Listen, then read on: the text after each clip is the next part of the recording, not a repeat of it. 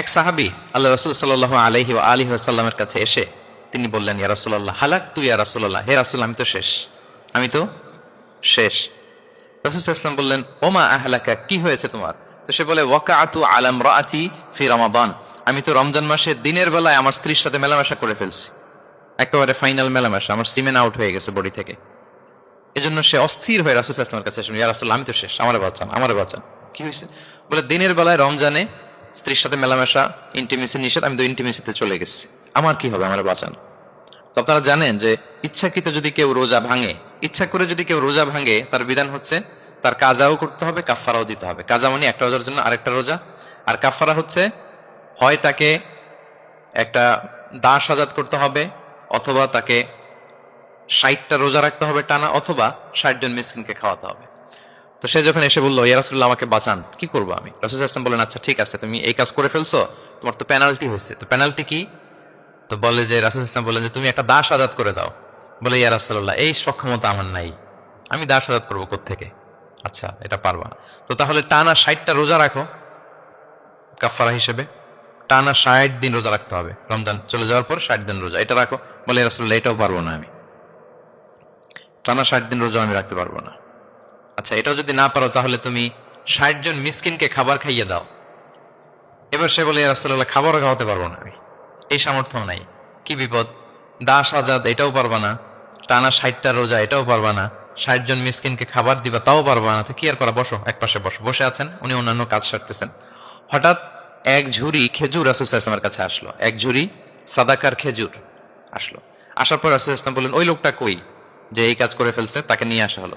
রাসূল সাল্লাল্লাহু আলাইহি ওয়াসাল্লাম বললেন, যাও, দাসও আজাদ করতে পারবা না, 60টা রোজাও রাখতে পারবা না, 60 জন মিসকিনকে খাবারও দিতে পারবো না, তাহলে এক ঝুড়ি খেজুর আমার দরবারে আসছে, চ্যারিটির সাদাকার খেজুর, যাও এগুলো গরিবদের মাঝে বিতরণ করে দাও, তাসাদ্দাক বিহা ফিল মাদিনা, মদিনায় বিতরণ করে দাও।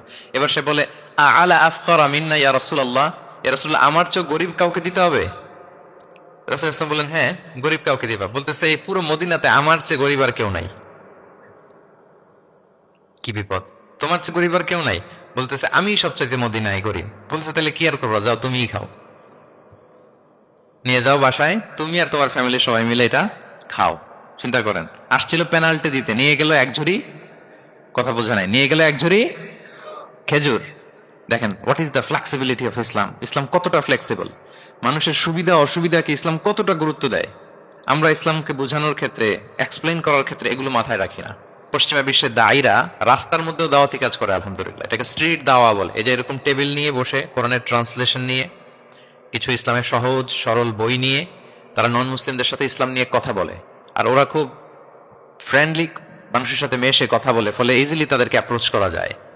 তো তাদেরকে অনেকে জিজ্ঞেস করে যে, তোমার ধর্ম কি, তোমার বাবার ধর্ম কি, what do you think about life after death, মৃত্যুর পরের জীবন নিয়ে তোমার ভাবনা কি, তোমার দাদা কোথায় গেল, তোমার বাবা কোথায়, তো চলে গেছে, তুমিও কোথায় যাবা। এইভাবে যখন জিজ্ঞেস করে নন মুসলিমদেরকে, তাদেরকে যখন ভাবায়, ভাবাতে ভাবাতে ভাবাতে ভাবাতে ইসলামের বাণীগুলো যখন তাদের সামনে পেশ করে, তারা যখন কনভিন্সড হয়, অনেক ক্রিশ্চিয়ান, অনেক জুইশ, অনেক নন মুসলিম ওই রাস্তার ওই দাওয়া কাজের মধ্যে, স্ট্রিট দাওয়াতে ওইখানেই ঘোষণা দেয়, আশহাদু আল্লা ইলাহা ইল্লাল্লাহ ওয়া আশহাদু আন্না মুহাম্মাদান আবদুহু ওয়া রাসূলুহু।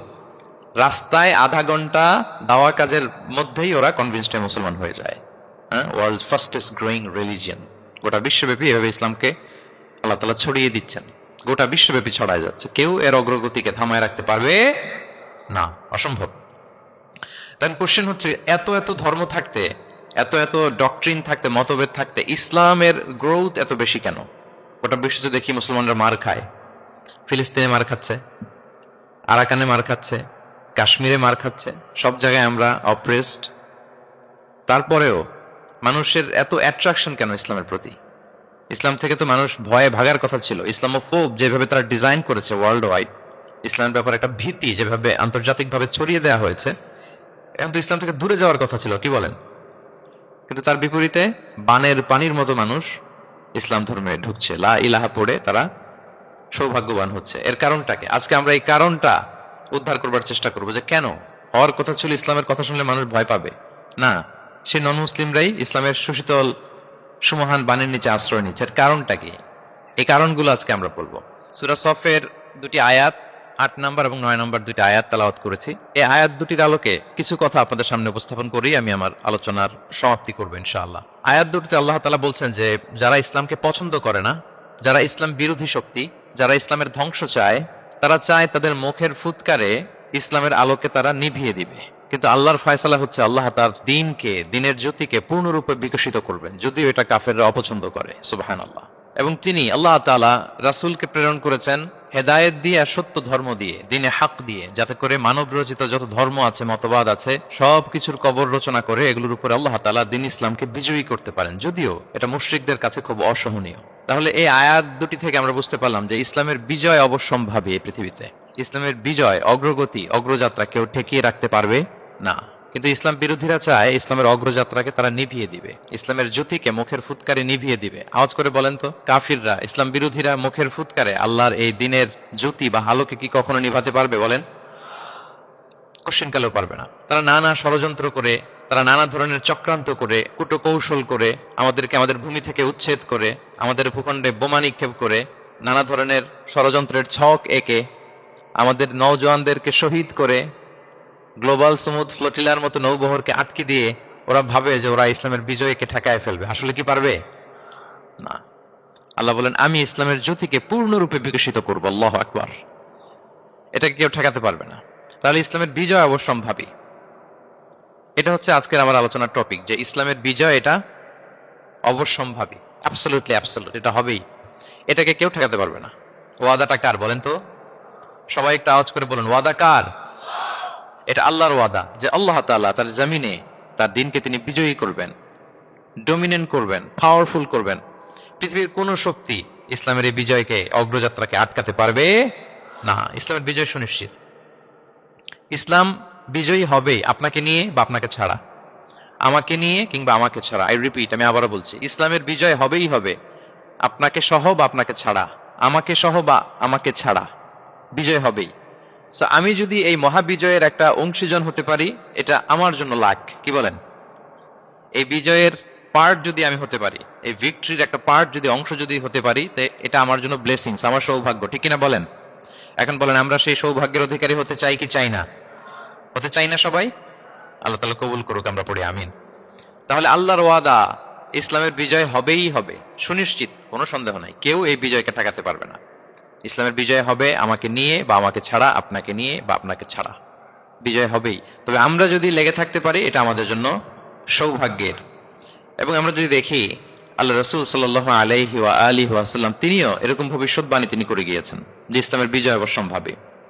মুসনাদ আহমদ ইবনে হাম্বলের হাদিস তিনি বলেন, লা ইয়াবলুগান্না হাযাল আমরু মা বালাগাল লাইলু ওয়ান নাহার ওয়ালা ইয়াতরুকুল্লাহু বাইতা ওয়াবার ওয়ালা মাদার ইল্লা আদখালাহুল্লাহু হাযা দ্বীন।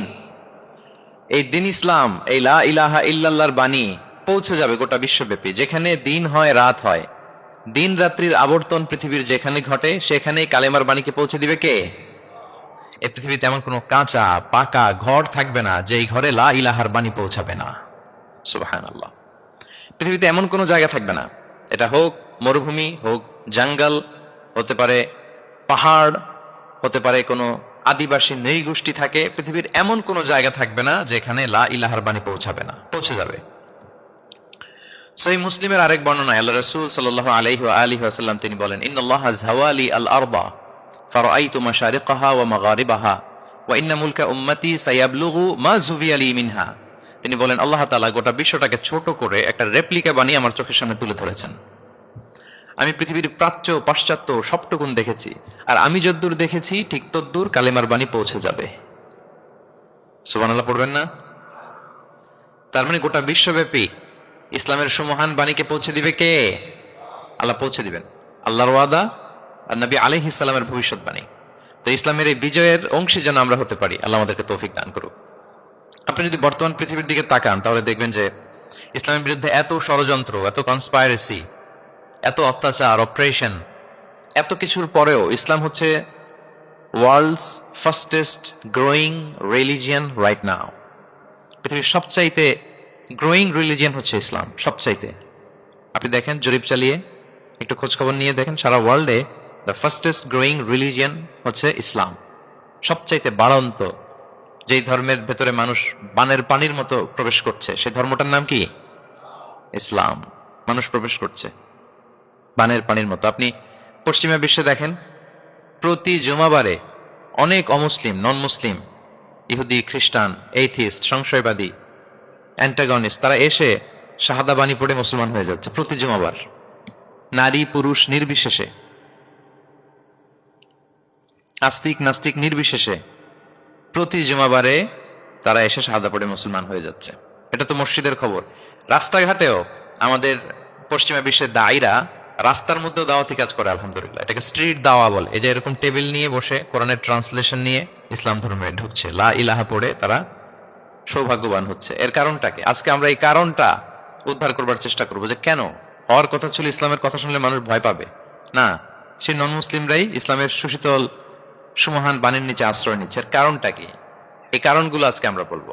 যে সমস্ত কারণে ইসলামের এই জয় জয়কার, যে সমস্ত কারণে অমুসলিমরা ইসলামের প্রতি অ্যাট্রাক্টেড হচ্ছে, যে সমস্ত কারণে মানুষ অন্য ধর্ম ছেড়ে মুসলিম হওয়ার জন্য পাগল পাড়া, এই কারণগুলো আজকে আমরা একটু অ্যানালাইসিস করবো। এর মধ্যে এক নম্বর কারণ হচ্ছে, আমার সুপ্রিয় দক্ষিণ কোরিয়া প্রবাসী ভাইয়েরা, এক নম্বর কারণ হচ্ছে ইসলাম বা ইসলামী যে মতবাদ, এটা হচ্ছে ভেরি ন্যাচারাল। আমাদের ধর্মটা হচ্ছে ভেরি ন্যাচারাল রিলিজন। এটা খুবই স্বভাবজাত, খুবই স্বভাবজাত, রুচিসম্মত আর কি, পরিবেশ সম্মত, স্বাস্থ্যসম্মত, রুচিসম্মত, স্বভাবজাত। এটা মানতে, শুনতে, বুঝতে খুব সহজ। এটা আমাদের জীবনের সাথে খুব যায়। আরবিতে এটাকে বলে দীনুল ফিতরা। কি বলে? দীনুল ফিতরা, মানে এটা ফিতরাতের ধর্ম। এই ধর্মের উপরই মানুষকে আল্লাহ তাআলা তৈরি করেছেন।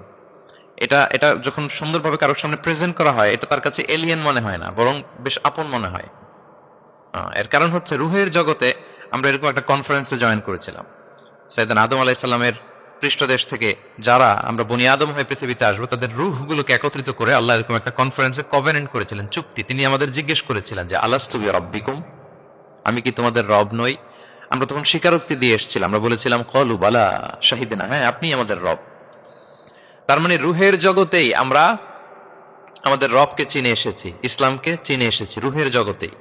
ফলে দুনিয়াতে যখন কেউ সুন্দর করে কোনো অমুসলিমের সামনে ইসলামকে পেশ করে, প্রেজেন্ট করে, তার কাছে ইসলামকে বড্ড চেনা চেনা লাগে, ইসলামকে বড্ড আপন আপন লাগে। কারণ ইসলাম তার কাছে নতুন না, সে তো অনেক আগে ইসলামের সাথে পরিচিত হয়ে এসেছে। সুবহানাল্লাহ। রুহের জগতেই সে ইসলামকে চিনে এসেছে, ইসলামের সাথে একটা ইন্টারাকশন তার রুহের জগতেই ছিল। ফলে দুনিয়াতে যখন চমৎকার ভাবে কারোর সামনে ইসলামকে প্রেজেন্ট করা হয়, ইসলামকে তার কাছে অপরিচিত লাগে না, এলিয়েন মনে হয় না, বরং বড্ড আপন আপন লাগে তার কাছে ইসলামকে। ফলে সহজেই সে ইসলামকে গ্রহণ করতে পারে। তাহলে এটাকে বলা হয় ফিতরাত। ফিতরাত, ফিতরাতাল্লাহিল্লাতী ফাতারান নাস আলাইহা লা তাবদীলা লিখালকিল্লাহ।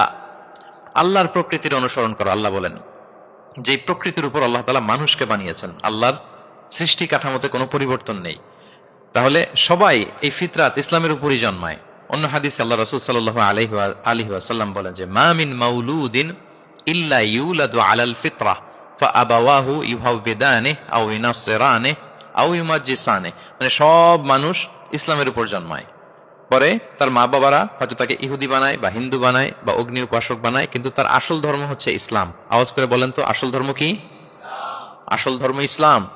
সে ফিতরাতের উপর জন্মগ্রহণ করেছে। এমনিতেই বাই ডিফল্ট তার মনটা ইসলামের দিকে টানে।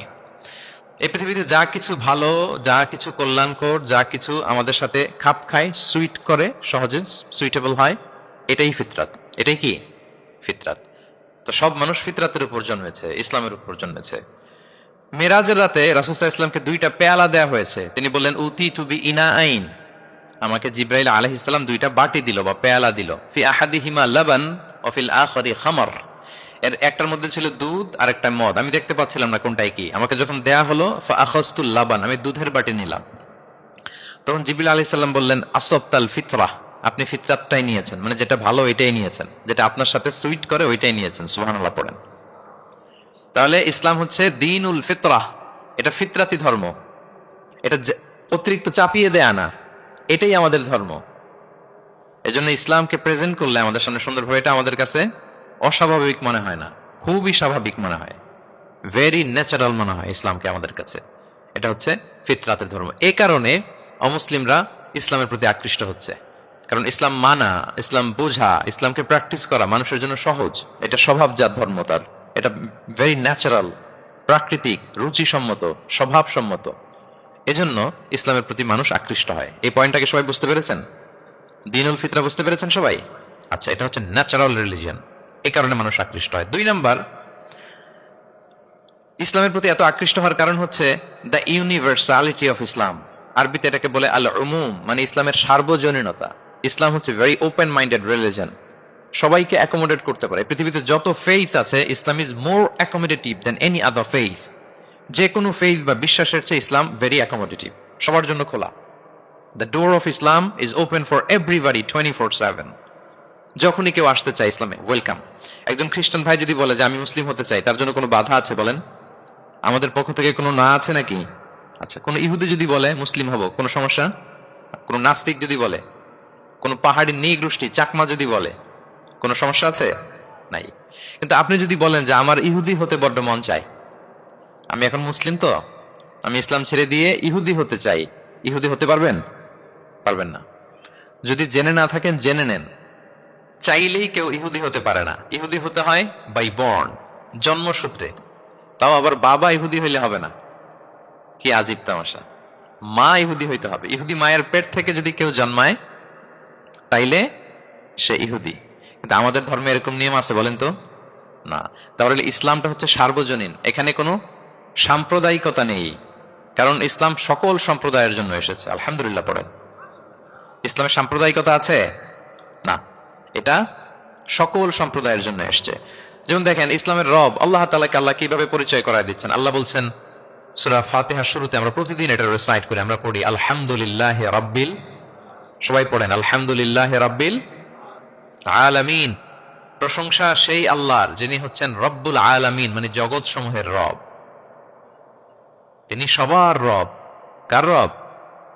সবার রব। তিনি কিন্তু বলেন না আলহামদুলিল্লাহি রাব্বিল মুসাল্লিন, তিনি শুধু মুসল্লিদের রব বলছে? রব্বিল মুসলিমিন, শুধু মুসলিমিনদের রব বলছে? হ্যাঁ। রব্বুল হাজিন, শুধু হাজি সাহেবদের রব বলছে? না, তিনি কি বলছেন? রব্বিল আলামিন। তাহলে তিনি গোটা জগতের রব, সবার রব তিনি। ইসলামের দরজা সবার জন্য খোলা। দ্য ইউনিভার্সালিটি অফ ইসলাম, যে আপনাদেরকে বুঝাচ্ছি আল উমুম, খেয়াল করে দেখেন যে আল্লাহ যখন নিজের পরিচয় দিচ্ছেন তিনি বলছেন আমি সবার রব। তিনি কার রব?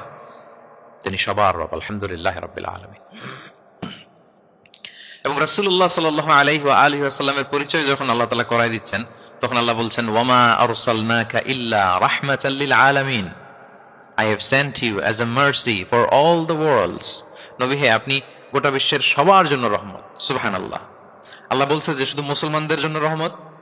কথা বলেন। শুধু আরবদের জন্য রহমত? শুধু সাদা চামড়ার মানুষদের জন্য রহমত? শুধু পুরুষদের জন্য রহমত? না। এই রহমত কাদের জন্য বলেন তো দেখি, বুঝে থাকলে। আল্লাহর হাবিব সাল্লাল্লাহু আলাইহি ওয়াসাল্লাম কাদের জন্য রহমত বলেন তো সবাই?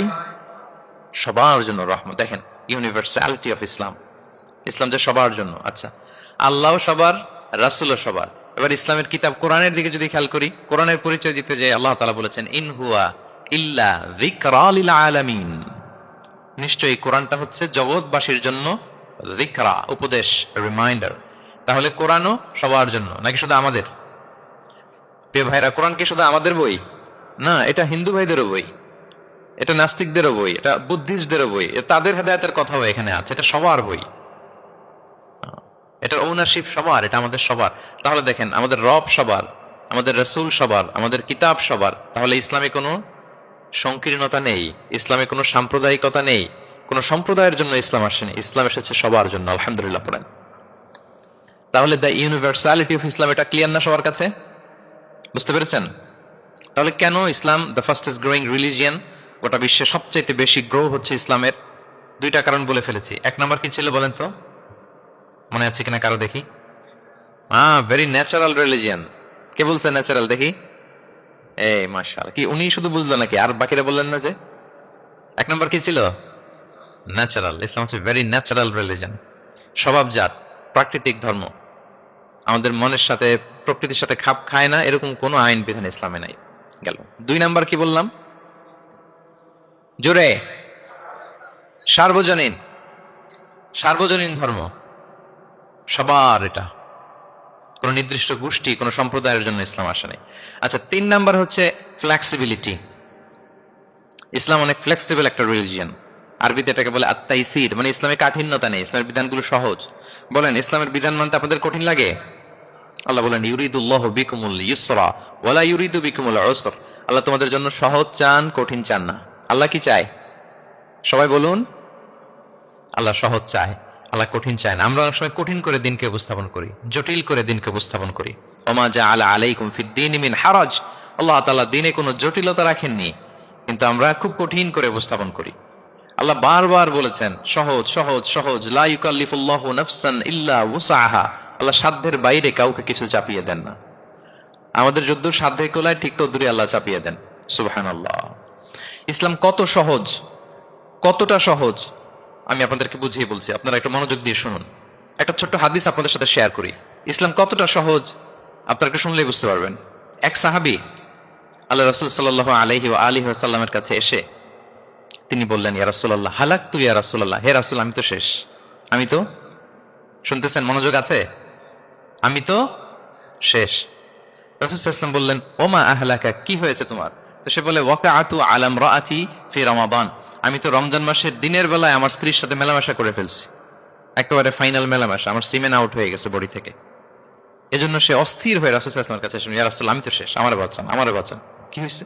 বলে, দিনের বেলায় রমজানে স্ত্রীর সাথে মেলামেশা, ইন্টিমেসি নিষেধ, আমি তো ইন্টিমেসিতে চলে গেছি, আমার কি হবে, আমারে বাঁচান।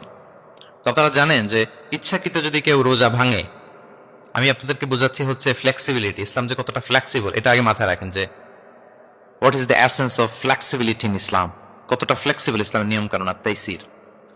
ইচ্ছা করে যদি কেউ রোজা ভাঙে, তার বিধান হচ্ছে তার কাজাও করতে হবে, কাফারাও দিতে হবে। কাজা মানে একটা রোজার জন্য আরেকটা রোজা, আর কাফারা হচ্ছে হয় তাকে একটা দাস আজাদ করতে হবে, অথবা তাকে 60টা রোজা রাখতে হবে টানা, অথবা 60 জন মিসকিনকে খাওয়াতে হবে।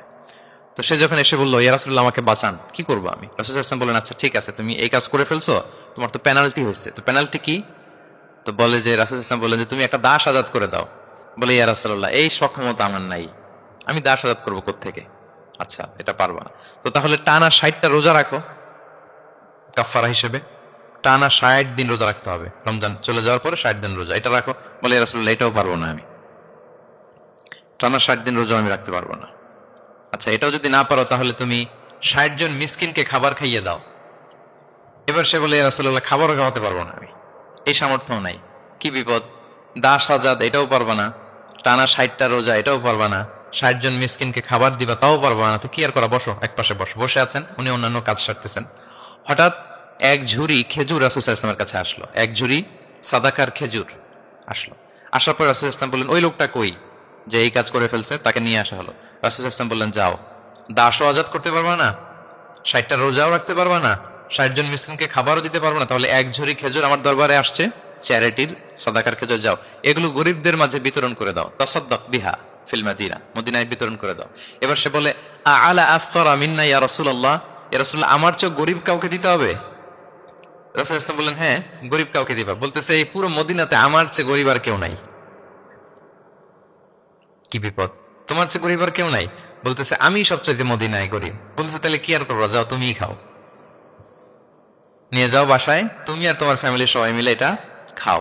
চিন্তা করেন, আসছিল পেনাল্টি দিতে, নিয়ে গেল এক ঝুড়ি, কথা বোঝা নাই, নিয়ে গেল এক ঝুড়ি খেজুর। দেখেন what is the flexibility of Islam, Islam কতটা ফ্লেক্সিবল, মানুষের সুবিধা অসুবিধাকে ইসলাম কতটা গুরুত্ব দেয়। আমরা ইসলামকে বোঝানোর ক্ষেত্রে, এক্সপ্লেইন করার ক্ষেত্রে এগুলো মাথায় রাখি না। তাহলে ইসলামের এই যে ফ্লেক্সিবিলিটি যখন কোনো নন মুসলিম দেখে, এই হাদিস যদি কোনো নন মুসলিম পড়ে, আপনি বলেন সে কি আর অন্য ধর্মে থাকতে পারবে? যে একটা ধর্ম এত ফ্লেক্সিবল হয় কি করে, এত ফ্লেক্সিবল। এভাবে আপনি যদি দেখেন যে রাসূল সাল্লাল্লাহু আলাইহি ওয়াসাল্লাম খুব সহজ করে দিন ইসলামকে উপস্থাপন করেছেন। কাউকে যখন তিনি কোনো দায়িত্ব দিয়ে কোথাও পাঠাতেন, তখন তিনি একটা বিখ্যাত কথা বলে দিতেন, সবসময় বলতেন যে, বাশশিরু ওয়ালা তুনাফিরু, ইয়াসসিরু ওয়ালা তুআসসিরু, তোমরা মানুষকে সুসংবাদ দাও দিনের ব্যাপারে, মানুষকে ভয় দেখিও না, দিন থেকে ভাগিও না। ইয়াসসিরু, তোমরা দিনকে সহজ করে প্রেজেন্ট করো, ইসলামকে জটিল করে মানুষের সামনে কখনো প্রেজেন্ট করো না। ফ্লেক্সিবিলিটি। আল্লাহ রাসূল সাল্লাল্লাহু আলাইহি ওয়া আলিহি ওয়াসাল্লাম তিনি একবার মসজিদে নববীতে বসা, এক বেদুইন আসলেন বেদুইন, নোমাডিক গাই, বেদুইন, যার মধ্যে সভ্যতার ছোঁয়া লাগেনি। তো সে মসজিদে ঢুকেই উঠে চড়ে আসলেন, উঁটটাকে মসজিদের পিলারের মধ্যে বেঁধে রাসূল সাল্লাল্লাহু আলাইহি ওয়াসাল্লামকে সালামও দিচ্ছে না। কি দিচ্ছে না? সালামও দিচ্ছে না, কথাও বলতেছে না। মসজিদে ঢুকে পিলারের মধ্যে উটটাকে বেঁধে 2 রাকাত নামাজ পড়া শুরু করছে। 2 রাকাত নামাজের পরে দোয়া করতেছে। কি দোয়া জানেন? দোয়ায় বলতেছে আল্লাহুম্মা আরহামনি ওয়া মুহাম্মাদা ওয়া লা তারহাম মা'ানা আহাদা। মানে আল্লাহ তুমি শুধু আমাকে রহম করো আর মুহাম্মদ সাল্লাল্লাহু আলাইহি ওয়াসাল্লামকে রহম করো, আমাদের দুইজনের সাথে আর কাউরে তুমি রহম করো না।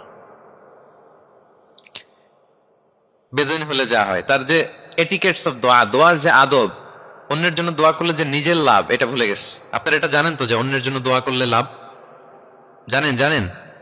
আপনি যদি এক ভাইয়ের জন্য দোয়া করেন যে আল্লাহ সে অসুস্থ, তুমি তাকে সুস্থ করে দাও, ফেরেশতারা বলতে থাকে আল্লাহ যিনি এই দোয়াটা করলেন তার কোনো অসুস্থতা থাকলে আগে তুমি তাকে সুস্থ করে দাও। ধরেন যে আপনার এক ভাই দারিদ্র্যের কষাঘাতে জর্জরিত, টাকা পয়সা না, আপনি দোয়া করলেন যে আল্লাহ আমার ভাইটা আর্থিক সমস্যায় আছে, তার আর্থিক সমস্যা দূর করে দাও। ফেরেশতারা দোয়া করে আল্লাহ যিনি দোয়া করলো তার যদি আর্থিক সমস্যা থাকে তুমি আগে তার আর্থিক সমস্যা দূর করে দাও। সুবহানাল্লাহ, সুবহানাল্লাহ বিহামদি।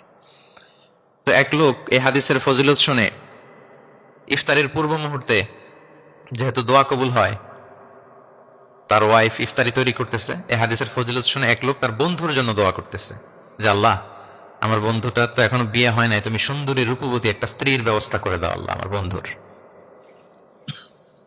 এই দোয়া শুনে তার স্ত্রী তো রেগে মেগে আগুন। সেই ইফতারি রেখে দিয়ে এসে বলে, এই এত বড় সাহস, কি দোয়া করো এসব উল্টাপাল্টা? স্বামী বলে, কি দোয়া উল্টাপাল্টা, কি দোয়া করলাম? আমি তোমার বন্ধুর জন্য দোয়া করছি যে আল্লাহ তারে তুমি রূপবতী সুন্দরী স্ত্রীর ব্যবস্থা করে দাও। তো ওয়াই বলে, এই তুমি কি মনে করছো আমি হাদিসটা জানি না যে অন্যের জন্য ভালো কোনো দোয়া করলে আগে এটা নিজের জন্য কবুল হয়? সুবহানাল্লাহ। দেখেন ইসলামের বিধান কত সুন্দর। আপনি অন্যের কল্যাণ কামনা করলে এটা, এই কল্যাণ ফিরে আপনার দিকে আসে আগে। সুবহানাল্লাহ। তো এই বেদুইনের এটা জানা ছিল না, সে এসে দোয়া করতেছে আল্লাহুম্মা আরহামনি ওয়া মুহাম্মাদা ওয়া লা তারহাম মা'ানা আহাদা। আল্লাহ তুমি শুধু আমারে রহম করো আর মুহাম্মদ সাল্লাল্লাহু আলাইহি ওয়াসাল্লামকে রহম করো, আমাদের দুজনের সাথে আর কাউরে রহম করো না। রাসূল ইসলাম তাকিয়ে বলেন, হায় রে, একটা প্রশস্ত বিষয়কে সে সংকীর্ণ করে ফেললো। আফসোস করে বলতেছে, কারণ আল্লাহর দরবারে রহমের কি কোনো ঘাটতি আছে বলেন তো? আল্লাহর দরবারে রহমতের কোনো কমতি আছে? নাই। রাসূল ইসলাম পরিষদে সবাইকে ইনক্লুড করতে পারতো। আচ্ছা গেল, দোয়া শেষে এবার সে মসজিদে নববীর মাঝখানে বসে পেশাব করা আরম্ভ করছে। এবার তো সাহাবারা রেগে মেগে আগুন, কি এত বড় সাহস, মসজিদে নববীর মাঝখানে পেশাব! সবাই উদ্ধত হচ্ছে, তাকে মারতে যাবে। রাসূল ইসলাম সবাইকে সামলালেন, থামালেন, বললেন রাখো রাখো রাখো, ছাড়ো, আগে সারতে দাও। কারণ কেউ যখন ওয়াশরুম সারে মাঝখানে তাকে ডিস্টার্ব করা যায় না, এটা তার ক্ষতি হবে। রাসূল ইসলাম বললেন রাখো, লেট হিম পাস ইউরিন, তাকে কাজ সারতে দাও। সে কাজ সারলো। এবার রাসূল ইসলাম বললেন ও হারিকু আলা বাউলিহি সাজলান মিন মা, তার পেশাবের উপর এক বালতি পানি ঢেলে দাও, দিয়ে ফেললো। এবার রাসূল সাল্লাল্লাহু আলাইহি ওয়াসাল্লাম বললেন ইন্নামা বুইসতুম মুয়াসসিরিন ওয়া লাম তুবআসু মুআসসিরিন। হে সাহাবারা, মনে রাখো তোমরা সহজপন্থী হিসেবে প্রেরিত হয়েছে, তোমরা কট্টরপন্থী হয়ে পৃথিবীতে প্রেরিত হও নাই। সুবহানাল্লাহ। তাহলে যে কোনো জিনিসের সলিউশন আপনার সহজভাবে করতে হবে, এটাকে জটিল বানানো যাবে না। আমরা অনেক সময় জটিল থেকে জটিল করি। তখন এই বেদুইনকে রাসূল সাল্লাল্লাহু আলাইহি ওয়াসাল্লাম ডেকে বললেন, আচ্ছা তুমি যে কাজটা করলে, মসজিদে নববীর মাঝখানে পেশাব করলে, এটা কি ঠিক হলো? তুমি কি জানো এটা আল্লাহর ঘর, এটা আমাদের মদিনার কমিউনিটির ইবাদতগাহ, এখানে আমরা আল্লাহর ইবাদত করি, আল্লাহর জিকির করি, আল্লাহর কিতাব তেলাওয়াত করি, এটা কি তোমার ঠিক হলো? এইভাবে যখন আদর দিয়ে পরম মমতায় তাকে বুঝিয়ে বলা হলো, সে লজ্জিত হয়ে মাথা নিচু করে ফেললো। সুবহানাল্লাহ। সে রাসূল সাল্লাল্লাহু আলাইহি ওয়াসাল্লামের কাছে ক্ষমা চাইল। তাহলে প্রিয় সুধী, আপনি কোমলতা, ভালোবাসা দিয়ে যা জয় করতে পারবেন, কঠোরতা দিয়ে সেটা পারা যায় না। খেয়াল রাখবেন, ভালোবাসা দিয়ে যেভাবে আপনি মানুষের হৃদয়ে জয় করতে পারবেন, কঠোরতা দিয়ে পারবেন না। এজন্য ইসলাম ফ্লেক্সিবিলিটিতে বিশ্বাস করে। ফ্লেক্সিবিলিটি, লা ইকাল্লিফুল্লাহু নাফসান ইল্লা উসআহা। আল্লাহ সাধ্যের বাইরে কাউকে কখনো কিছু চাপিয়ে দেয় না। এজন্য ইসলামকে সহজ করে উপস্থাপন করতে বলেছেন তিনি। মুআয ইবনে জাবাল রাদিয়াল্লাহু তাআলা আনহুকে রাসূল সাল্লাল্লাহু আলাইহি ওয়াসাল্লাম একবার ইমাম বানিয়ে পাঠালেন একটা এলাকায়। তো ওই এলাকার লোকেরা ছিল শ্রমজীবী সাহাবী, শ্রমজীবী। উট ব্যবহার করে সেখান থেকে কুয়া থেকে পানি নিয়ে খেজুর গাছের মধ্যে দিত। সারাদিন যখন কষ্ট করতো, হার্ড ওয়ার্কিং করতো, বিকেলে ক্লান্ত হয়ে পড়তো। তো উনি মাগরিবের নামাজে সূরা বাকারা দিয়ে একবার তেলাওয়াত শুরু করলেন। সূরা বাকারা কোরআনের সবচাইতে ছোট সূরা নাকি সবচাইতে বড়? তো উনি যখন বাকারা দিয়ে নামাজ শুরু করলেন, এক শ্রমজীবী সাহাবী এসে আর কন্টিনিউ করতে পারছেন না, এত লম্বা কেরাত কিভাবে পারবেন, তো ক্লান্ত শ্রান্ত পরিশ্রান্ত। উনি রেগে নামাজ ছেড়ে দিয়ে একা একা নামাজ পড়ে রাসূল সাল্লাল্লাহু আলাইহি ওয়াসাল্লামের কাছে যে অভিযোগ করলেন, নালিশ করলেন, বললেন ইয়া রাসূলুল্লাহ, দেখেন এমন একজনকে ইমাম করে আমাদের এলাকায় অ্যাসাইন করেছেন, উনি মাগরিবের নামাজে পড়তেছেন সূরা বাকারা, আর আমরা সবাই শ্রমজীবী কৃষিজীবী মানুষ। রাসূল সাল্লাল্লাহু আলাইহি ওয়াসাল্লাম রেগে গেলেন। মুআয ইবনে জাবালকে ডেকে বললেন, মুআয আফাতানুন আনতা ইয়া মুআয, তুমি কি ফিতনা ছড়াচ্ছ সমাজে? তোমাকে পাঠিয়েছি কমিউনিটির ইউনিটি ধরে রাখার জন্য। আফাতানুন আনতা ইয়া মুআয, হে মুআয, তুমি কি সাব্বিহ ইসমা রাব্বিকাল আ'লা এই সূরা পারো না? ওয়াশ-শামসি ওয়া দুহাহা এই সূরাটা পারো না? ওয়াদ-দুহা ওয়াল-লাইলি ইযা সাজা এটা মুখস্থ নাই? এই ছোট ছোট সূরাগুলো থাকে, তুমি বাকারা দিয়ে পড়তে গেলা কেন? সুবহানাল্লাহ, সুবহানাল্লাহ, আল্লাহু আকবার। দেখেন ইসলাম কতটা ফ্লেক্সিবিলিটিতে বিশ্বাসী, সহজ সহজ করে ইসলাম সবকিছু উপস্থাপন করে। এজন্য নন মুসলিমরা যখন দেখে যে ইসলামের মধ্যে এরকম ফ্লেক্সিবিলিটি আছে, তারা ইসলামের প্রতি আকৃষ্ট হয়, আলহামদুলিল্লাহ। আচ্ছা বলেন তো, বিয়েতে মোহরানা দেয়া কি? সবাই বলুন, একজন বলছে ফরজ। সবাই বলুন, বিয়েতে মোহরানা দেয়া কি? ওয়া আতুন নিসা সাদাকাতিহিন্না নিহলা, সানন্দ চিত্তে স্বামীদেরকে আল্লাহ বলছেন তোমরা তোমাদের মোহরানা ডৌরি দিয়ে দাও, দিতেই হবে। অনেকে এটা দেয় না, ঠিক না, দিয়ে দিতে হবে। তো দেয়া ফরজ। মোহরানা দেওয়ার মতো অর্থ এক সাহাবীর নাই। এক সাহাবী বলেন, ইয়া রাসূলুল্লাহ বিয়ে করব, মোহরানা আছে? নাই। তো না থাকলে কি বিয়ে করবা কি করে? এখন যাকে পছন্দ করছে ওই নারীকে জিজ্ঞেস করতেছে, তুমি কি কোরআন পারো? মেয়ে বলে, না আমি তো কোরআন পারি না। তো যে সাহাবী বিয়ে করবেন ওনাকে বলেন, তুমি কোরআন পারো? হ্যাঁ আমি তো অনেকগুলো সূরা পারি। তখন রাসূল সাল্লাল্লাহু আলাইহি ওয়াসাল্লাম ওই কন্যাকে, মেয়েকে ডেকে বললো যে তুমি তো সূরা পারো না, তোমার হবু হাজবেন্ড অনেকগুলো কোরআনের সূরা পারে, তো তোমাকে তোমার স্বামী প্রতিদিন কিছু না কিছু সূরা মুখস্থ করাই দিবে, এটাই হয়ে যাবে তোমার বিয়ের মোহর।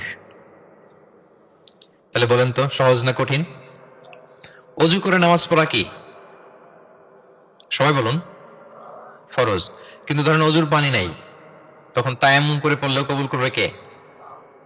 আল কিয়াম ফিস সালাহ, দাঁড়িয়ে নামাজ পড়া কি? ফরজ। দাঁড়াতে পারছেন না, বসে বসে পড়লে কবুল করবে কে? বসতেও পারেন না, শুয়ে পড়লেও কবুল করবে কে? তাহলে বলেন তো ইসলামের বিধান কি কঠিন না সহজ? ফ্লেক্সিবিলিটি আর তাইসির। ইসলামের এই ফিচারটার কারণে, এই বৈশিষ্ট্যের কারণে অমুসলিমরা ইসলামের প্রতি আকৃষ্ট হয়, যে ইসলামের বিধানগুলো এত ফ্লেক্সিবল। এটা হচ্ছে মূল বিধান, না হলে এটা, না হলে অপশন, না হলে এই অপশন, মানে সমাজের সাথে খাপ খাইয়ে নেয়ার মতো, সহজে মানুষ এটাকে এক্সিকিউট করার মতো সব বিধান আল্লাহ তাআলা রেখে দিয়েছেন, সুবহানাল্লাহ। তাহলে এই বিষয়গুলোর কারণে মুসলিমরা ইসলামের প্রতি আকৃষ্ট হয়। দ্য ফাস্টেস্ট গ্রোয়িং রিলিজিয়ন, মূল যে টপিক, মনে আছে তো আপনাদের? তাহলে 3টা কারণ অলরেডি বলে ফেলেছি, আরো 2টা বলবো, বলে শেষ করে দিব। এর মধ্যে প্রথমটা কি ছিল? ইসলাম ধর্মটা কেমন? ন্যাচারাল, ভেরি ন্যাচারাল রিলিজন, দ্বীনুল ফিতরা। 2 নম্বরে সার্বজনীন, দ্য ইউনিভার্সালিটি অফ ইসলাম, আল উমুম, এটা সবার জন্য এই ধর্মটা। 3 নম্বরে কি বললাম? ফ্লেক্সিবিলিটি। ইসলাম খুব ফ্লেক্সিবল, এটা সহজে মানা যায়, সহজে এটাকে পালন করা যায়, এজন্য অমুসলিমরা আকৃষ্ট হয়। 4 নম্বর হচ্ছে ব্যালেন্সড অ্যাপ্রোচ অফ ইসলাম। ইসলামের বিধানগুলো খুবই ব্যালেন্সড, ভারসাম্যপূর্ণ আর কি। এর মধ্যে পরিমিতি বোধ আছে, ভারসাম্য বোধ আছে, এটা ব্যালেন্সড। এই কারণে ইসলামের প্রতি মানুষ আকৃষ্ট হয়। এখানে বাড়াবাড়িও নাই, ছাড়াছাড়িও নাই, মাঝামাঝি। বাড়াবাড়িও নাই, ছাড়াছাড়িও নাই। আমার সাথে সাথে বলেন, কি নাই? বাড়াবাড়িও নাই, আর কি নাই? ছাড়াছাড়িও নাই, বরং মাঝামাঝি, ব্যালেন্সড অ্যাপ্রোচ। ইসলামের সবকিছু দেখবেন ব্যালেন্সড। وكذلك جعلناكم أمة وسطا لتكونوا شهداء على الناس ويكون الرسول عليكم شهيدا। অনুরূপভাবে আমি তোমাদেরকে ব্যালেন্স জাতি বা মধ্যমপন্থী জাতি হিসেবে তোমাদেরকে পৃথিবীতে প্রেরণ করেছি, যাতে করে তোমরা অন্য জাতির উপর সাক্ষী হতে পারো, আর নবী হতে পারেন তোমাদের উপর সাক্ষী। তাহলে আমাদের ধর্মটা খুবই ভারসাম্যপূর্ণ, খুবই কি ভারসাম্যপূর্ণ, বাড়াবাড়িও নাই, ছাড়াছাড়িও নাই। দেখেন বিশ্বাসীদের বৈশিষ্ট্যের কথা বলতে যে আল্লাহ তাআলা বলছেন, ওয়াল্লাযীনা ইযা আনফাকু লাম ইউসরিফু ওয়া লাম ইয়াকতুরু ওয়া কানা বাইনা যালিকা কাওয়ামা। বিশ্বাসীরা যখন দান করে, দানের ক্ষেত্রে তারা কৃপণতাও করে না, আবার অপচয়ও করে না, বরং মাঝামাঝি দান করে, বরং কি মাঝামাঝি দান। রাসূলুল্লাহ সাল্লাল্লাহু আলাইহি ওয়াসাল্লামের একটা অভ্যেস ছিল, তার কাছে কেউ কিছু চাইলে উনি না বলতে পারতেন না। কি বলতে পারতেন না? সবাই বলুন, রাসূলুল্লাহ সাল্লাল্লাহু আলাইহি ওয়াসাল্লাম কি বলতে পারতেন না? না। কেউ কিছু চাইবে আর উনি না বলবেন, এই না ওনার ডিকশনারিতে নাই, না বলতে জানতেন না। তো একবার রাসূল সাল্লাল্লাহু আলাইহি ওয়াসাল্লামের মাত্র একটা মাত্র জামা, কয়টা জামা? একটা। তো এক ফরিয়া দিয়ে এসে রাসূল সাল্লাল্লাহু আলাইহি ওয়াসাল্লামকে বললেন, ইয়া রাসূলুল্লাহ, আমাকে একটা জামা দিন, আমি বস্ত্রহীন। তো রহমতের নবী কি আর করবেন, যেহেতু না বলতে জানেন না, কাউকে ফিরিয়ে দিতে জানেন না, নিজের জামাটাই খুলে দিয়ে দিলেন। সুবহানাল্লাহ। এখন ওনার গায়ে তো জামা নাই, আছে? উনি জামাহীন অবস্থায় ঘরে বসে আছেন। আল্লাহ তাআলা আয়াত নাযিল করলেন, ওয়াল্লাযীনা ইযা আনফাকু লাম ইউসরিফু ওয়া লাম ইয়াকতুরু ওয়া কানা বাইনা যালিকা কাওয়ামা। বিশ্বাসীরা যখন দান করে তারা কৃপণতাও করে না, আবার বাড়াবাড়িও করে না, মাঝামাঝি থাকে, মধ্যম পন্থা। মানে বুঝাতে চাইলেন, আল্লাহ তাআলা এই কথা দিয়ে বুঝাতে চাইলেন, নবী হে, জামা যদি দুটো থাকতো তাহলে না হয় একটা দিতেন, দুটো যদি থাকতো একটা দিতেন। এখন ছিল কয়টা? তো এটাই যখন দিয়ে দিয়েছেন, এখন আপনি পড়বেন কি? সুবহানাল্লাহ বিহামদি। ভারসাম্য শিখালেন আল্লাহ। তাহলে ইসলাম হচ্ছে ভারসাম্যের ধর্ম, ব্যালেন্সড রিলিজিয়ান। বাড়াবাড়িও নাই, ছাড়াছাড়িও নাই। সাহাবাদের মনের মধ্যে একবার কৌতূহল জাগলো যে রাসূল সাল্লাল্লাহু আলাইহি ওয়াসাল্লাম রাত্রিবেলা কি আমল করে, দিনের বেলা কি আমল করে, ওনার ব্যক্তিগত আমলগুলো কেমন, একটু দেখে আসি। তো ওনারা খোঁজ লাগালেন। খোঁজ লাগিয়ে যা পেলেন তাদের খুব একটা মনোপুত হলো না। ওনারা ভাবলেন যে রাসূল সাল্লাল্লাহু আলাইহি ওয়াসাল্লাম হয়তো আরো বেশি আমল করেন, কিন্তু ওনাদের কাছে মনে হলো যে কিছুটা বোধহয় কমই হয়ে যাচ্ছে। তো একজন বলল, আরে রাসূল সাল্লাল্লাহু আলাইহি ওয়াসাল্লামের তো আগের পরের সব গুনাহ মাফ, গফিরা লাহু মা তাকদ্দামা মিন যামবিহি ওয়া মা তাআখার। ওনার তো কোনো গুনাহই নাই, এই আমল ওনার জন্য ঠিক আছে, আমাদের জন্য ঠিক না, আমাদের আরো বাড়াই করতে হবে। তো কি করা যায়? এই চিন্তা থেকে এরা একজন বলে যে তাইলে একটা কাজ করি, আমি আর এখন থেকে রাতে ঘুমাবো না, সারা রাত তাহাজ্জুদ করবো। সারা রাত কি করবো? আচ্ছা। আরেকজন বলে তাহলে আমি কালকে থেকে যে নফল রোজা রাখা শুরু করব, জীবনেও মরার আগের দিন পর্যন্ত আর রোজা ভাঙবো না, খালি রোজা চলতেই থাকবে, সাওমে বিসাল। আচ্ছা, এখন দুইজন তো দুইটা নিয়ে নিছে। আরেকজন কি করবে? আরেকজন বলে তোরা যা করছস, আমি এক কাজ করি, আমি আর আমার স্ত্রীর কাছেই যাব না, সন্ন্যাসী হয়ে গেলাম, আর বউদের কাছে যাব না, সন্ন্যাসী জীবন, খালি আল্লাহ বিল্লাহ, ইবাদত, জিকির, আজকার, দোয়া, দরুদ পড়তে পড়তে জীবন শেষ করে দেব। তিনজন তিনটা নিয়ে নিল। এই কথা যখন রাসূলুল্লাহ সাল্লাল্লাহু আলাইহি ওয়া আলিহি ওয়াসাল্লাম তিনি শুনলেন, তিনি অপছন্দ করলেন। তিনি বললেন, মা বালু আকওয়ামিন ইয়াকুলুনা কাযা ওয়া কাযা। তোমাদের কি হলো? ডাকলেন, সমাবেশ করে বললেন, এই, নাম ধরে বলতেন না। তিনি কিভাবে মানুষকে কারেক্ট করতেন দেখেন, সংশোধন করতেন। এই তুমি নাকি এটা বলছো, দাঁড়াও আব্দুল্লাহ, এই আব্দুর রহমান তুমি দাঁড়াও, এই আব্দুল করিম, তিনজনে তিন খারাপ কাজ করছো। এইভাবে সংশোধন করতেন না, কারণ নাম ধরে দাঁড় করালে তারা তো অন্যদের সামনে অপদস্থ হবে। কি বলেন, ঠিক কিনা? নাম না ধরে তাদের কাজ নিয়ে বললেন যে মা বালু আকওয়ামিন ইয়াফআলুনা কাযা ওয়া কাযা, মা বালু আকওয়ামিন ইয়াকুলুনা কাযা ওয়া কাযা। আচ্ছা, তোমাদের মধ্যে কয়েকজন নাকি এই কাজের ঘোষণা দিছো, তোমাদের মধ্যে কয়েকজন। তাহলে যেই তিনজন দিছে এরা তো বুঝে ফেলছে যেগুলো আমাদের কি বলতেছে, ঠিক কিনা বলেন? আর বাকিরাও সতর্ক হয়ে গেল। এবার রাসূল সাল্লাল্লাহু আলাইহি ওয়াসাল্লাম বললেন, না, তোমাদের এই কাজটা ঠিক হয়নি। ইন্নী লা আখশাকুম লিল্লাহি ওয়া আতকাকুম লাহু। তোমাদের মধ্যে আমি নবী সবচেয়ে বেশি আল্লাহকে ভয় করি, আমি সবচেয়ে বড় মুত্তাকি। কই, আমি তো রাতে ঘুমাই আবার তাহাজ্জুদ পড়ি, কিছু সময় ঘুমাই কিছু সময় তাহাজ্জুদ পড়ি। এই ভারসাম্য রেখে জীবন চালাতে আমার তো তাকওয়ার কোনো ক্ষতি হয় না। আমি তো স্ত্রীদের সাথে মিশি, আমার তো কোনো সমস্যা হয় না। আমি মাঝে মাঝে নফল রোজা রাখি সোম বৃহস্পতি, বাকি দিনগুলোতে দিনের বেলা আমি খাই। কই, এই ভারসাম্যপূর্ণ জীবন আচরণে আমি নবী হয়ে তো আমার কোনো সমস্যা হয় না, তোমাদের তো সমস্যা কোথায়? সুবহানাল্লাহ। তাহলে রাসূল সাল্লাল্লাহু আলাইহি ওয়াসাল্লামের চাইতে যদি কেউ বড় মুত্তাকি হতে চায়, হতে পারবে বলেন তো? না। সেই নবী রাতে কখনো নির্ঘুম থাকতেন না, only accept the last 10 days of Ramadan. রমাদানের শেষ 10 রাতে রাসূল সাল্লাল্লাহু আলাইহি ওয়াসাল্লাম ঘুমাতেন না। আর সারা বছরের রুটিন হচ্ছে এশার পরেই ঘুম দিয়ে এরপর রাসূল সাল্লাল্লাহু আলাইহি ওয়াসাল্লাম শেষ রাতে তাহাজ্জুদ পড়তেন। মানে ঘুমোতেন আবার নামাজ পড়তেন, ব্যালেন্সড। ইবাদত করতেন, স্ত্রীদের সাথেও মিশতেন, মাঝে মাঝে রোজা রাখতেন, আবার মাঝে মাঝে না রেখে খাবার খেতেন দিনের বেলা। সুবহানাল্লাহ। তাহলে এটাকে বলে the balanced approach of Islam. আরবিতে বলে আল ওয়াসাতিয়াতু ওয়াল ইতিদাল, মানে মধ্যমপন্থী থাকা, ভারসাম্যপূর্ণ থাকা। ইসলামের অনন্য একটা বৈশিষ্ট্য হচ্ছে এই আল ওয়াসাতিয়া, মানে দ্য ব্যালেন্সড অ্যাপ্রোচ, ভারসাম্যপূর্ণ জীবন বিধান। এগুলো যখন অমুসলিমরা দেখে তারা অবাক হয়ে যায়। সম্মানিত সুধী, আপনারা যদি ঈসা আলাইহিস সালামের ব্যাপারে আমাদের আকীদা দেখেন, বিশ্বাস, তাহলে আরো ক্লিয়ার হবেন যে আমরা অন্য ধর্মের চেয়ে কিভাবে ভারসাম্যপূর্ণ। খেয়াল করে শুনুন, খুব মজার ঘটনা, মজার ব্যাপার। ঈসা আলাইহিস সালামের ব্যাপারে আমাদের যে বিশ্বাস বা আকীদা, এটার দিকে খেয়াল করলেই বুঝবেন যে আমরা কেমন করে ব্যালেন্সড। আচ্ছা, আপনারা কি কেউ জানেন খ্রিস্টানরা ঈসা আলাইহিস সালামের ব্যাপারে কি বলে? কেউ জানেন? জানলে বলুন। আল্লাহর, নাউযু বিল্লাহি মিন যালিক। ওনারা ঈসা আলাইহিস সালামকে বলে আল্লাহর ছেলে, the son of god. Jesus Christ is the son of god, আল্লাহর ছেলে, নাউযুবিল্লাহ। তাও দেখেন ওনার সম্মান বাড়াইতে বাড়াইতে কোথায় নিছে? খোদার চেয়ারে নিয়ে বসেছে, তাই না? ঈসা আলাইহিস সালামকে খ্রিস্টানরা কোথায় বসাইছে? আল্লাহর চেয়ারে। আল্লাহর সন্তান বানাই ফেলছে, নাউযুবিল্লাহ। তাহলে বাড়াবাড়ি করলো, কি করলো? ঈসা আলাইহিস সালামের ব্যাপার খ্রিস্টানরা কি করলো? বাড়াবাড়ি। আচ্ছা, আপনারা কি জানেন ইহুদিরা ঈসা আলাইহিস সালামের ব্যাপারে কি বলে? কেউ জানেন? তারা ঈসা আলাইহিস সালামকে ওয়ালাদু জিনা বলে, বাস্টার্ড বলে, নাউযুবিল্লাহ। কি বলে? জিনার সন্তান, মানে জারদ সন্তান বলে আল্লাহর এই নবীকে ইহুদিরা। তাহলে ওনাকে অপমান করতে করতে ছাড়াছাড়ি, যেটা নামাতে নামাতে কত নিচে নামাইছে দেখছেন? তাহলে এক ধর্ম ওনারে উঠাতে উঠাতে আল্লাহর চেয়ারে, আর এক ধর্ম ওনারে নামাতে নামাতে জমিনের নিচে। আমরা কি বলি ঈসা আলাইহিস সালামের ব্যাপারে? দেখেন, আমরা বলি ঈসা আলাইহিস সালাম হচ্ছে আব্দুল্লাহি ওয়া রাসূলুহু, তিনি আল্লাহর বান্দা এবং আল্লাহর রাসূল। আল্লাহর বান্দা বলার মধ্য দিয়ে আমরা খ্রিস্টানকে রিফিউট করি, খ্রিস্টান কমিউনিটিকে, তোমরা যে আল্লাহর চেয়ারে নিয়ে বসাইছো এটা ভুল, ওইখানে না, আরো নিচে নামাইতে হবে, উনি আল্লাহর বান্দা। আর রাসূলুহু, সম্মানিত রাসূল বলে আমরা ইহুদিদেরকে রিফিউট করি, তাদের জবাব দেই যে না, তোমরা একজন নবীকে যে অপমান করে বলেছো উনি বাস্টার্ড, না, উনি রাসূলুহু, আল্লাহর প্রেরিত রাসূল, এই বলে ওনার সম্মানকে আমরা উপরে উঠাই। তাহলে একদল নিছিল ওইদিকে, ওইখান থেকে নিচে নামিয়ে নিয়ে আসি, একদল মাটির নিচে ঢুকাই দিছে, ওইখান থেকে উপরে উঠাই নিয়ে আসি, তাহলে আমরা মাঝামাঝি থাকি। সুবহানাল্লাহ পড়বেন না? ঈসা আলাইহিস সালামের ব্যাপারে আমাদের আকীদা হচ্ছে মানহাজুল ওয়াসাতিয়্যাতি ওয়াল ইতিদাল, আমরা মাঝামাঝি থাকি।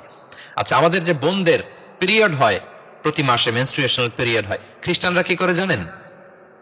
কোনো বাজ বিছান নাই, পিরিয়ড আর নন পিরিয়ডের কোনো বাজ বিছান নাই, সারা মাস তারা তাদের স্ত্রীদের সাথে ইন্টিমেসিতে যায়। আচ্ছা, গেল, মানে বাড়াবাড়ি করলো, ছাড়াছাড়ি করলো। আর ইহুদিরা কি করে জানেন? ইহুদিরা বোনদের যখন পিরিয়ড হয় স্ত্রীদের, তখন স্ত্রীদের সাথে কোনো কথাবার্তা, স্পর্শ কিছুই করে না, এদেরকে ঘর থেকে বের করে দেয়। তাদের আলাদা একটা ঘর থাকে, যে 5 দিন 7 দিন বোনদের পিরিয়ড হয়, ওই বাসায় থাকো, ওই রুমে, পিরিয়ড ভালো হয়ে যাবে, এরপর আমার এখানে আসবে। দেখেন, একদল করছে বাড়াবাড়ি, আরেক দল ছাড়াছাড়ি। কিন্তু ইসলামের কত সুমহান বিধান, কত সুমহান বিধান! পিরিয়ড চলাকালীন সব করা যাবে, কিন্তু ফাইনাল ইন্টিমেসি ছাড়া, আরবিতে যেটাকে বলে আল জিমা, এটা ছাড়া। তাহলে দেখেন, এই যে ঈসা আলাইহিস সালাম এবং এই যে বোনদের পিরিয়ডের যে বিধান, এক্ষেত্রে আমাদের ভারসাম্যপূর্ণ বিধান ফুটে ওঠে, যেটাকে বলে ব্যালেন্সড অ্যাপ্রোচ অফ ইসলাম, ইসলামের ভারসাম্যপূর্ণ বিধান। তো ইসলামের এই ব্যালেন্সড অ্যাপ্রোচ যখন অমুসলিমরা দেখে, তারা ইসলামের প্রতি আকৃষ্ট হয়ে যায়, আলহামদুলিল্লাহ। তাহলে কয়টা বললাম? 1 নম্বরে ন্যাচারাল রিলিজিয়ন, 2 নম্বরে দ্য ইউনিভার্সালিটি অফ ইসলাম, সার্বজনীন, 3 নম্বরে ফ্লেক্সিবিলিটি, তাইসির, সহজ ইসলামের বিধান, 4 নম্বরে ব্যালেন্সড অ্যাপ্রোচ, ভারসাম্যপূর্ণ, বাড়াবাড়িও নাই, ছাড়াছাড়িও নাই। 5 নম্বরে সর্বশেষ আল ইনসানিয়া, এটাকে বলে রিলিজিয়ন অফ হিউম্যানিটি, ইসলাম মানবতার ধর্ম। কিসের ধর্ম? ইসলাম মানবতার ধর্ম। যখন এটা দেখে মুসলিমরা আর ধরে রাখতে পারে না নিজেকে, সুবহানাল্লাহ। ইসলাম কিসের ধর্ম? প্রত্যেক শ্রোতা বলবেন, অল অডিয়েন্স একসাথে বলেন, ইসলাম কিসের ধর্ম? মানবতার ধর্ম। মানুষকে ইসলাম সবচাইতে মর্যাদা দেয়। একবার এক ইহুদির লাশ যাচ্ছিল রাসূল সাল্লাল্লাহু আলাইহি ওয়াসাল্লামের সামনে দিয়ে, এই লাশ দেখে, ইহুদির লাশ দেখে নবী সাল্লাল্লাহু আলাইহি ওয়াসাল্লাম দাঁড়িয়ে গেলেন। সাহাবারা বললেন, ইয়া রাসূলুল্লাহ, ইন্নাহু ইয়াহুদি, আপনি দাঁড়ালেন যে, এটা তো ইহুদির লাশ। রাসূল সাল্লাল্লাহু আলাইহি ওয়াসাল্লাম বললেন, আওয়ালাইসাত নাফসান, এটা কি মানুষ না? সুবহানাল্লাহ পড়বেন না? আওয়ালাইসাত নাফসান, হোক না ইহুদি, হোক না খ্রিস্টান, হোক না মাজুসি, অগ্নি উপাসক, সে তো মানুষ। তাকে মানুষ হিসেবে কনসিডার করে তাকে সম্মান দিতে যে আমি দাঁড়িয়েছি। সুবহানাল্লাহ বিহামদি। তাহলে মানবতাকে ইসলাম গুরুত্ব দেয়, মানুষকে ইসলাম কি করে? গুরুত্ব দেয়। আল্লাহ বলেন, ওয়ালাকাদ কাররামনা বানি আদম, I have dignified the status of the sons of Adam. আমি বনি আদমের স্ট্যাটাসকে বাড়িয়েছি, মর্যাদাকে বাড়িয়েছি। মানুষ মাত্রই তার সম্মান আছে না নাই? দেখেন, আল্লাহ আমাদেরকে এত সম্মানিত করেছেন, ঈমান আনার ব্যাপারে আমাদেরকে কোনো জোর জবরদস্তি করার নাই, স্বাধীনতা দিয়েছেন। আমরা ফ্রি টু অ্যাকসেপ্ট ইসলাম। ফামান শাআ ফালইউমিন ওয়া মান শাআ ফালইয়াকফুর, যে চাইবে ঈমান আনবে, না চাইলে সে কুফরি করবে। তবে জেনে রাখো, ঈমান আনলে ফলাফল জান্নাত, আর কুফরি করলে পরিণাম জাহান্নাম।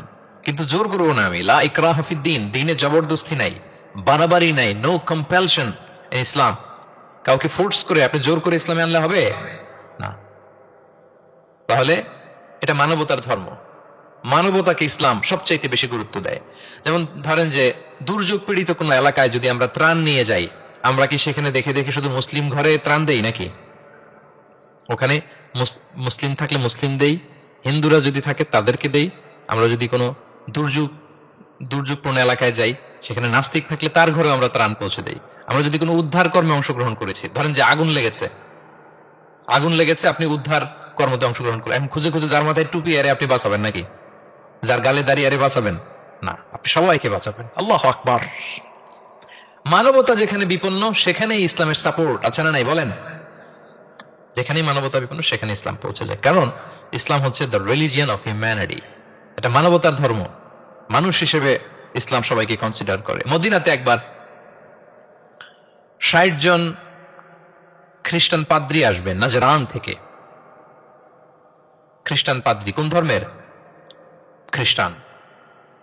এখন তাদের সাথে এই ফরেন ডেলিগেট যখন আসবে, কোথায় বসবে? রাসূল সাল্লাল্লাহু আলাইহি ওয়াসাল্লাম এরকম জায়গা তো নাই, এখনই না রাজা বাদশাদের প্যালেস থাকে, প্রাসাদ, এটা সেটা, কোথায় বসবে? এক সাহাবী বলে, ইয়া রাসূলুল্লাহ, আমার কাছে খেজুর পাতা আছে, এটা বিছাই দেই, এটা একটা আসন করে এখানে বসি। রাসূল সাল্লাল্লাহু আলাইহি ওয়াসাল্লাম বলেন, না, এটা কেমন হয়? আরেক দল বলে যে আমাদের তো একটু সূর্য হেলে গেলেই তো উহুদ পাহাড়ের ছায়া পাওয়া যায়, ওখানে নিয়ে বসি। রাসূল সাল্লাল্লাহু আলাইহি ওয়াসাল্লাম বললেন, না, এত দামি মেহমান, ওখানে বসা যায়? বলতে না বলতে 60 জন খ্রিস্টান পাদ্রী চলে আসছে। এখন রাসূল সাল্লাল্লাহু আলাইহি ওয়াসাল্লাম কোথায় বসতে দিবেন? উনি উপায়ন্তর না পেয়ে তাদের সবাইকে নিয়ে মসজিদে নববীর দরজা খুলে দিলেন। 60 জন খ্রিস্টানকে কোথায় ঢুকতে দিলেন? মসজিদে নববী। অনেক সিরাত গ্রন্থ এই বর্ণনাটাকে কভার করেছে। সিরা আল হালাবিয়া, জাদুল মাআদ ফি হাদি খায়রিল ইবাদ সহ অনেক সিরাত গ্রন্থে এসেছে 60 জন খ্রিস্টান মুসলমানদের নবীর তৈরি করা প্রতিষ্ঠিত মসজিদের নবীর ভিতরে ঢুকে মিটিং সেরেছে। এবং এক বর্ণনায় এমনও এসেছে, ইন দ্য মিন টাইম, আসরের সময় ওদের যখন ইবাদতের সময় হয়েছে, রাসূল ইসলাম তাদেরকে ইবাদতের অনুমতি দিলেন। তারা তাদের কিবলা পূর্ব দিকে, 60 জন মিলে পূর্ব দিকে হয়ে তারা তাদের নিজেদের ইবাদত সেরেছে। সুবহানাল্লাহ। রাসূল ইসলাম এটা খ্রিস্টান না ইহুদি এটা কনসিডার করেন। রাসূল ইসলাম দেখেছেন তারা মানুষ। তারা কি? মানুষ। যেমনি মানুষ মনে করে এক ইহুদির লাশ দেখে তিনি দাঁড়িয়ে গেছেন আলাইহিস সালাতু ওয়াস সালাম। তাহলে ইসলাম মানবতাকে গুরুত্ব দেয়। এই জন্য ইসলামকে বলা হয় রিলিজিয়ন অফ হিউম্যানিটি, আল ইনসানিয়া। এটা মানবতার ধর্ম। কিসের ধর্ম? এই পাঁচটা ইসলামিক ফিচার, ইসলাম ধর্মের এই 5টা ক্যারেক্টারিস্টিক্স বা ফিচার থাকার কারণে Islam is the fastest growing religion in the world right now. পৃথিবীতে সবচাইতে ইসলামের গ্রোথ বেশি। সবাই কালিমা শাহাদা পড়ে মুসলমান হয়ে যাচ্ছে নন মুসলিম দেশগুলোতে। আপনাদের সাউথ কোরিয়ার কথা আমি জানি না, আমি তো ওয়েস্টের অনেক দেশে গিয়েছি, অনেক জায়গায় আমাদের বন্ধুরা ইমাম খতিব হিসেবে আছে, তাদের কাছ থেকে শুনি রেগুলার নন মুসলিমরা, খ্রিস্টানরা, তারা কালিমা পড়ে মুসলমান হয়ে যাচ্ছে। তাদের চার্চগুলো তারা বিক্রি করে দিচ্ছে, সেনাগগুলো বিক্রি করে দিচ্ছে। গত সপ্তাহে, তার আগের সপ্তাহে আমার জাপানে প্রোগ্রাম ছিল, এক মসজিদে আলোচনা করলাম, দেখি যে মসজিদটা খুব সুন্দর। আমি বললাম, এত সুন্দর মসজিদ? বলে যে শেখ, এটা আগে ক্যাসিনো ছিল। ক্যাসিনো কি ছিল? ক্যাসিনো চিনেন তো? জুয়ার আসর বসতো আর কি এখানে। বলে যে আমরা ক্যাসিনো কিনে এটার মসজিদ বানাই ফেলছি। তো এই 5টা বিষয় থাকার কারণে অমুসলিমরা ইসলামের প্রতি আকৃষ্ট হচ্ছে। দেখি আরেকবার শুনি আপনাদের থেকে। 1 নম্বরে কি ছিল? এটা ন্যাচারাল রিলিজিয়ান, এটা প্রকৃতির ধর্ম, প্রাকৃতিক স্বভাবজাত। 2 নম্বরে এটা সার্বজনীন ধর্ম, দ্য ইউনিভার্সালিটি অফ ইসলাম। 3 নম্বরে ফ্লেক্সিবিলিটি আর তাইসির, এই ধর্মের বিধান মানা একেবারে সহজ। 5 নম্বরে ব্যালেন্সড অ্যাপ্রোচ, এটা ভারসাম্যপূর্ণ একটা জীবন বিধান। 4 নম্বরে। 5 নম্বরে রিলিজিয়ন অফ হিউম্যানিটি, এটা মানবতার ধর্ম। কিসের ধর্ম? মানবতার ধর্ম। এই যে দেখেন, এত সুন্দর যে ইসলাম, এইভাবে যদি আমরা প্রেজেন্ট করতে পারি নন মুসলিম আমার বন্ধুদের সাথে, কলিগদের সাথে, নেইবরদের সাথে, আমার ফ্রেন্ডসদের সাথে, ওরা ইসলামের ব্যাপারে আকৃষ্ট হবে না? বলেন। ধর্মে যদি নাও আসে, ইসলামের ব্যাপারে একটা পজিটিভ আউটলুক তো তার থাকবে, কি বলেন? তো এইভাবে ইসলামকে প্রেজেন্ট করার দরকার আছে না নাই? অ্যাট্রাকটিভ প্রেজেন্টেশনের অভাবে আমরা ইসলামের কথাকে তুলে ধরতে পারি না। ওরা যে মতবাদ, ওদের যে ডক্ট্রিন, ওদের যে আইডিওলজি, ওদের যে চিন্তা চেতনা, বস্তা পচা মতবাদকে ওরা সুন্দরভাবে বিউটিফাই করে, ফান্ডিং করে, এমন প্যাট্রনেজের সাথে গোটা বিশ্বে আনে, চোখ ধাঁধানো মনে হয়। কিন্তু আমাদের প্রপার প্রেজেন্টেশনের কারণে আমরা ইসলামকে নন মুসলিম বন্ধুদের কাছে তুলে ধরতে পারি না। এজন্য আমরা অমুসলিম দেশে যারা থাকি, এটা আমাদের সবার দায়িত্ব। We all are the ambassador of Islam in a non Muslim land. প্রত্যেকে আমরা ইসলামিক অ্যাম্বাসেডর। আপনাকে দেখে ওরা ইসলামকে জাজ করবে। আপনি যদি মিথ্যা বলেন তো আপনার গালি দিবে না, বলবে মুসলমানরাই এরকম, ঠিক কিনা? আপনি লেনদেনে যদি কারচুপি করেন, বলবে মুসলমানরাই এরকম। এজন্য আপনাকে অ্যাম্বাসেডরের ভূমিকা পালন করতে হবে নন মুসলিম দেশে। এবং নন মুসলিম দেশে স্থায়ীভাবে যদি কেউ থাকতে হয়, তার দাওয়াতের নিয়তে থাকতে হবে। It's a must, I repeat. অমুসলিম দেশে ব্যবসা করতে যাবেন অস্থায়ীভাবে, ওকে। চাকরি, ওকে। চিকিৎসা পারপাস, ওকে। পড়াশোনা, ওকে। কিন্তু স্থায়ীভাবে যদি কোনো অমুসলিম দেশের পাসপোর্ট নিয়ে থাকতে হয়, স্থায়ীভাবে, of course it should be with the intention of দাওয়াতের নিয়তে থাকতে হবে। যেমনটি রাসূল সাহাবারা ইসলামের সুমহান বাণীকে প্রচার করার জন্য অমুসলিম ভূখণ্ডে ছড়িয়ে পড়েছেন। এজন্য যারা পাসপোর্ট পেয়ে গেছেন সাউথ কোরিয়ার অথবা এদেশে আছে নাকি সিস্টেম পাসপোর্ট পাওয়ার আছে? আচ্ছা, কে কে পাইছেন আর আমি জিজ্ঞেস করলাম না, এটা আপনাদের কাছেই থাক। কিন্তু যারা পেয়েছেন বা প্রসেসিং এ আছেন যে আমি এদেশের পাসপোর্ট নিব, অফকোর্স আপনার দাওয়াতে নিয়তে থাকতে হবে যে আমি ইসলামকে ছড়াই দিব, এই নিয়তে আছি, তাইলে থাকাটা বৈধ। তা না হলে অমুসলিম ভূখণ্ডে কোনো মুসলিম স্থায়ীভাবে বসবাস করতে পারবে? রাসূল সাল্লাল্লাহু আলাইহি ওয়াসাল্লামের ভয়ঙ্কর ধমক আছে একটা, তিনি বলেছেন আনা বারিউন মিন কুল্লি মুসলিম ইউকিমু বাইনা আযহুরিল মুশরিকিন, আমি ওই প্রত্যেক মুসলমান থেকে আমি বারি, তার কোনো দায়ভার আমার নাই যে অমুসলিম ভূখণ্ডে মুশরিকদের সাথে থাকে। হ্যাঁ, গভীর হুঁশিয়ারি, সতর্কবার্তা, ওয়ার্নিং। কিন্তু যদি আপনি উইথ দ্য ইন্টেনশন অফ দাওয়াতে নিয়তে থাকেন যে এখানে আমি একটা মসজিদ করব, মসজিদের সাথে লেগে থাকবো, আমার বুদ্ধিস্ট প্রতিবেশীর কাছে আমি ইসলামের সুমহান বাণী পৌঁছে দিব, আমার কলিগদেরকে বুঝাবো দেখো ইসলাম খুব ফ্লেক্সিবল, এটা ন্যাচারাল রিলিজিয়ান, এটা মানবতার ধর্ম, এটা এমন এমন, এইভাবে আমি বুঝাবো, এই নিয়তে যদি আপনি থাকেন তাহলে আপনি এই দেশে স্থায়ীভাবে থাকতে পারবেন। কথা কি বুঝতে পেরেছেন? এখন অন্যকে ইসলাম বুঝাইতে হলে তো আগে নিজের মানতে হবে নাকি? কথা বলেন। আপনি ইসলামের দাওয়াত দিবেন, এখন আপনি নিজেই ইসলাম মানে না, তাহলে হবে? আগে নিজের মানতে হবে, কি বলেন?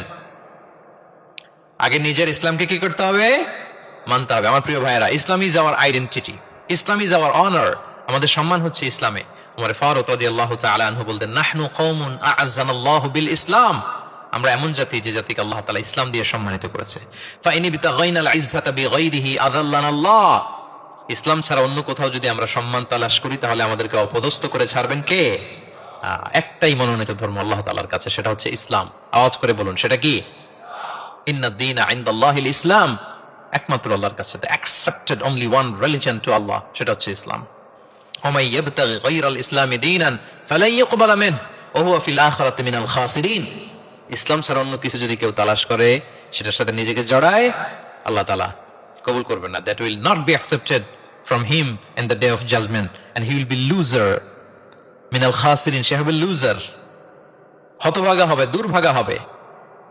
তাহলে আমরা যেন ইসলামকে আমাদের শেকড় হিসেবে কনসিডার করি, আমাদের ছেলে মেয়েদেরকে যেন ইসলামী তারবিয়ার উপর আমরা গড়ে তুলি, এবং ইসলামকে যেন আমরা ভেতর থেকে সবাই লালন করি, ধারণ করি, এবং ইসলামের সুমহান বাণীকে যেন আমরা পৌঁছে দিই সবাই অন্যদের কাছে। রাজি আছেন তো সবাই?